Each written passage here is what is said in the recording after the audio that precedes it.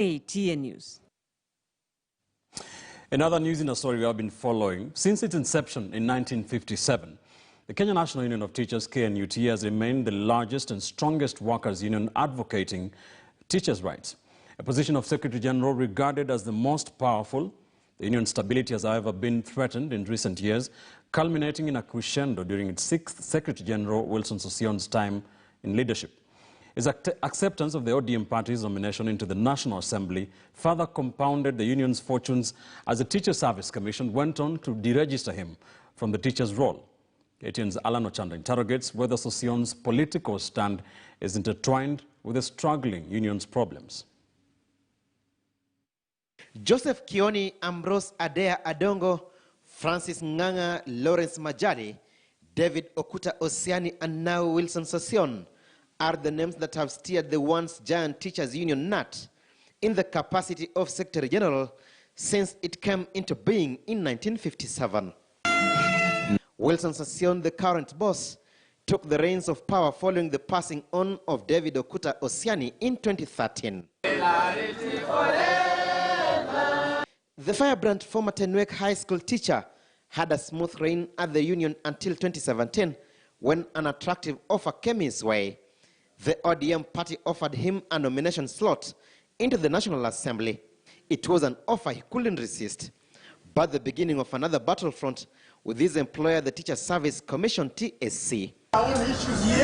TSC had run-ins with Sossion, and an opportunity had presented itself. It struck his name off the teacher's role in January 2018, arguing that his entry into politics will affect his neutrality as required by the Commission's laws. The Commission, in a Gazette notice dated October 29th, further blacklisted the SG from teaching in any school, whether private or public. The notice read, quote, "The Teacher Service Commission has removed the name of the individual named herein, Wilson Sossion, from the register of teachers. Further, under the law, the individual cannot engage in teaching in any school," end of quote. And Sossion was going to be very important in pushing the teacher agenda through legislation and policy formulation.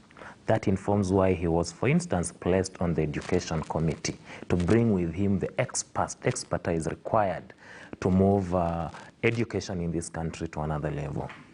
However, TSC took it as a personal issue and even went ahead to deregister Sossion. It took a personal issue because, in my imagination, they thought a Sossion within Parliament would be too strong and powerful for them. And therefore, they disoriented him. They disoriented him by creating a war so that Sossion spends most of his time perhaps fighting this war. TSC, in dismissing Sossion, argued acceptance of the nomination to Parliament by a partisan political party was inconsistent with the position of a public officer and a teacher under control and supervision by the Commission. The TSC was right in registering him because the Constitution says so. It says you can't have two jobs. But also Sossion, if he had his teachers' union in his heart, he ought to have resigned from the union and concentrate on being a member of Parliament. Because look here, it is a fallacy to tell us that you need a unionist in Parliament for the union issues to be considered by MPs. If Sossion has been deregistered, in my legal opinion, is that it does not affect him as the SG. Deregistration as a teacher is not one of the ways through which you remove a Secretary General of Kenya National Union of Teachers. It will only affect him after his term as SG comes to an end, his term as Member of Parliament comes to an end, and he has the hopes of going back to class to teach. He was to be deregistered alongside his sister union counterpart Omboko Milemba, who was also elected as a Muhaya Member of Parliament in the 2017 general election and doubles as the chairman of the Kenya Union of Post-Primary Education Teachers, KUPPET. Omboko was, however, spared, sparking the question of TSC's sincerity in striking off Sosion's name from the teacher's role. Was it taming Sossion or an affront to KNUT?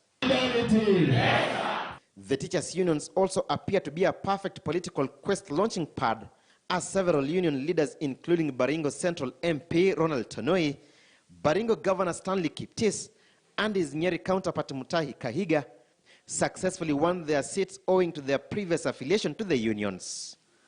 Allan Ochanda, KTN News. At the same time, the Kenya Union of Post-Primary